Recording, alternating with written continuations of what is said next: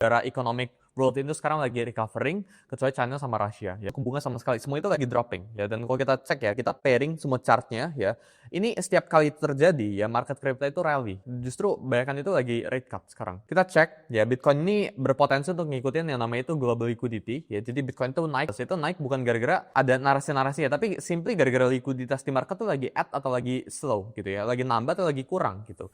Kita lihat ya teman-teman di sini global liquidity ya dari tahun 1961 ya 67. Ini ngelakuin yang namanya itu 65 month cycle ya itu kurang lebih 4 tahunan. Jadi kenapa ada 4 year cycle? Ya karena ada global liquidity cycle ini ya. Jadi bukan 4 year crypto cycle ya tapi global liquidity cycle. Dan kebetulan di tahun ini kalau kan cek ini 5,4 tahun ya global liquidity-nya itu bukan dalam 4 tahun gitu. Correlation dari global liquidity dan Bitcoin yaitu ada di 90,4% ya dari range sekarang ya, which ya kalau kita cek ya Bitcoin itu punya correlation yang very high ya, dan belakang ini global liquidity itu rally up ya. Memang nggak one by one naiknya ya, memang misal global liquidity GLI itu naik satu minggu ini, besokannya atau minggu depannya Bitcoin juga ikutan naik, nggak langsung naiknya. Cuma mereka selalu benar ya, secara directional tuh mereka benar karena 90,4% chance kan.